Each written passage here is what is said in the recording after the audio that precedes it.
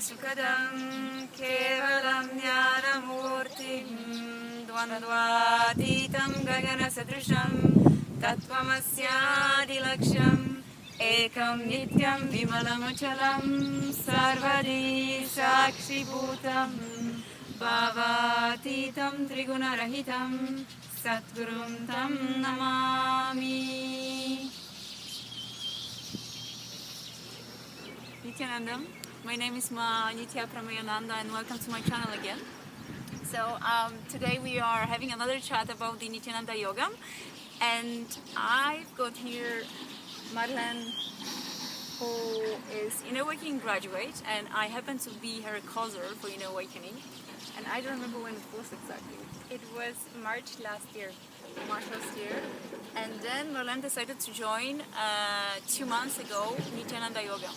So Nithyananda Yogam program is a 3-month program when people are spending Inner Awakening graduates. This is for Inner Awakening graduates on an invitation, and so the graduates are spending 3 months with Swamiji at his quarters here in Bengaluru Adinam, having very intimate and personal time with him in his home. That is correct, yes. So Marlene will share with us her experience. So we came here, a group of about 40 people at the beginning of April, and we were invited in Swamiji's courtyard, which means that we spent every day time with him in his courtyard, in the place where he conducts meetings, where he invites the Gurukul kids, gives them initiations, and where we got lectures from him. We were eating there, we were spending the whole day there. It was so special because we saw him there sleeping, sitting in his swing, eating with him. It was such a private environment there, which was very special. I've never spent so much time in such a near distance with him. And I would just add, because what Swamiji wants to, or what the promise of the Nithyananda Yogam is, so spending time with him, intimate time, but also the recreating the environment of a time which he spent with his beloved master, who was the Arunagiri Yogishwara. So he spent with Arunagiri Yogishwara 9 months in Tiruvannamalai in a temple, which is very magical, and Swamiji have quite a few satsangs about it. Yeah, that's how it felt.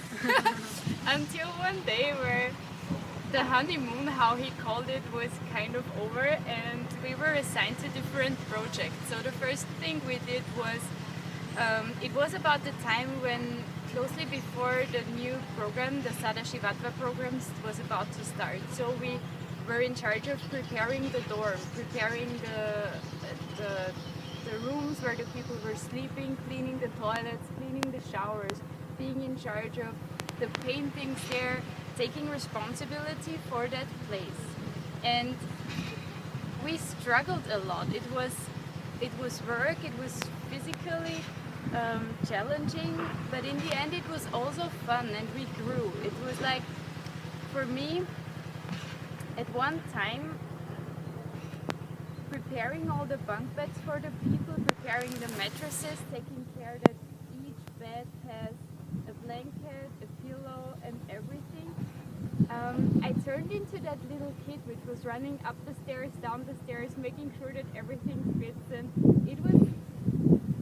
at that moment, work turned into that kind of play.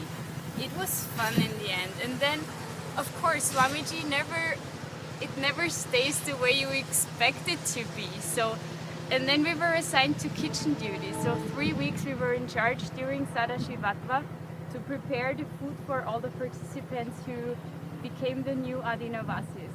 And this was another huge challenge for me, because I had that weird relationship with kitchen and with food, and those 3 weeks, it was physical work. It was, I don't know, it was not always clean, because we had to be there at 6:30 in the morning. We had different shifts. It brought out so much incompletion, so much anger, so much hatred against the world, against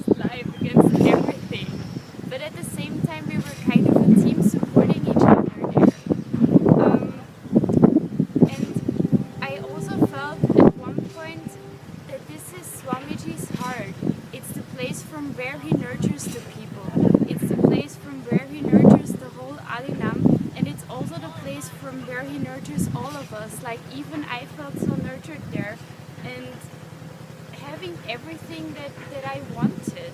I mean, of course, not all the food was always there, but on a different level, I felt just taken care of, and I felt like in his heart, in his place where he takes care of us, and where we had the opportunity to grow, and everything was there. I cut my finger, so blood was there, sweat was there, everything. I must say that we have been sharing this experience, yes, because we met in the dorms, preparing all the places for the Sadashvatwa participants.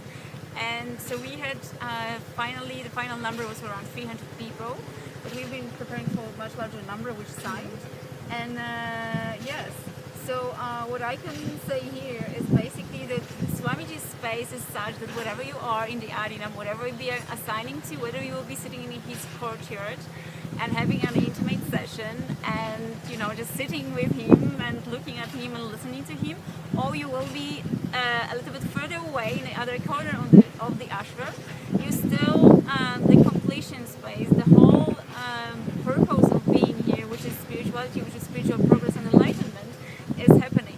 So I also witnessed Marlene in the kitchen and we had a completion session, so I know that there was a lot of happening, but on the other hand, when we look at the positive aspects, which are very beautiful, because one, there will be knowing closer the Indian culture and the Annalaya, which is such a integral part of the Indian culture, but also happening, there was a healing happening for you. It was. And I know that I would have experienced that in another place of this ashram, that I'm very clear. But at the end of those 3 weeks, I also realized that I am the one who is manifesting my reality. That's what Swamiji is teaching us. So I really thought about what is the thing that I would love to do. And I know that, like, yoga is the only thing in my life that I'm, like, so passionate about it. So I thought, okay, I want to learn more about it.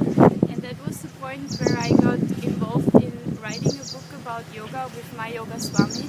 And I would just jump because Marlene is also a certified teacher of Hatha Yoga, yes. And she will soon be a certified teacher of Nithyananda Yogam. That's another thing, yes, because of your interest and the interest of Swami teachings as well. Yeah. And now that this cognitive shift happened, everything turned out so beautifully. And the thing that I'm doing now is working on that book, which offers me such a deep insight in the old ancient scriptures about yoga. I learn the depth of those scriptures. I get to read the original translations, the original texture, everything from the source where it really comes from. And it's so different from what I've heard about yoga until now. It's such a vast experience, so enriching for me.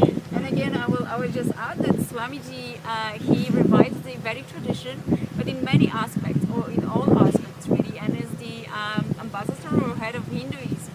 And basically we have a largest library of both the hard and soft copies of the ancient scriptures.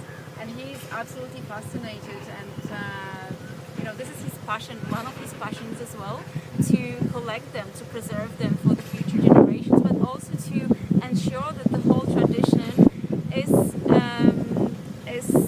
being taken from the source, is being aligned with the source. That's why there's so many references in our current publications, which refer to the original scriptures. Yeah, and I just can say that everything that I get to read and review right now, apart from writing the intros, everything just sounds like music in my ears when I read about it. Oh, can you tell something more about the book? What is it exactly? It has different chapters, and it's about Ashtanga yoga, which has different parts. And so the main base of it is to reveal the old scriptures and show the translation, and then explain it, like showing all the ancient postures. It's like I don't even have words for it because it's just so amazing, and it will be revealed and published very soon. So Yes, and it will be the main syllabus, yes, for the yoga, Nithyananda Yogam teachers training. I think so. of course. So I hope you enjoyed our little chat. If you've got any questions about the Nithyananda Yogam, please do contact us. If you would like to talk to Marlene, just contact either her or myself. And the Nithyananda Yogam days, the next batch hasn't been revealed yet. However, watch the space. You can send your application.